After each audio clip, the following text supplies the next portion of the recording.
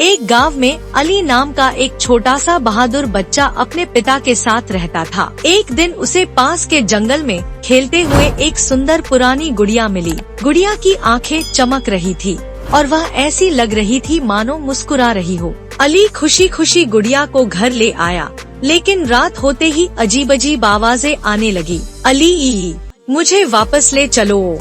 अली ने सोचा शायद वह सपना देख रहा है, पर सुबह उठते ही देखा कि गुड़िया उसकी अलमारी में नहीं बल्कि उसके बिस्तर पर बैठी थी और उसकी आंखों से एक आंसू निकल रहा था। पिता ने कहा, बेटा, जंगल की चीजें घर नहीं लाते, इसे वापस ले जाओ। अली डरा तो नहीं, लेकिन थोड़ा घबरा गया। अगले दिन वह गुड़िया लेकर जंगल गया। जैसे ही वह उस जगह पहुंचा जहां से गुड़िया मिली थी, उसे एक छोटा सा पुराना घर दिखाई दिया जो कल तक वहाँ नहीं था। घर का दरवाजा अपने आप खुल गया। अंदर अंधेरा था।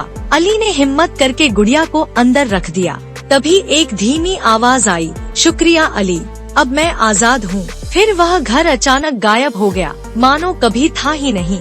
अली ने पीछे मुड़कर देखा तो गुड़िया भी गायब थी। वह दौड़ता हुआ घर लौटा, लेकिन अब हर रात सोने से पहले वह यह दुआ करता है, कोई गुड़िया, कोई घर, कभी न मिले बार बार। अगर तुम्हें भी जंगल में कोई चीज मिले तो सोच समझकर उठाना।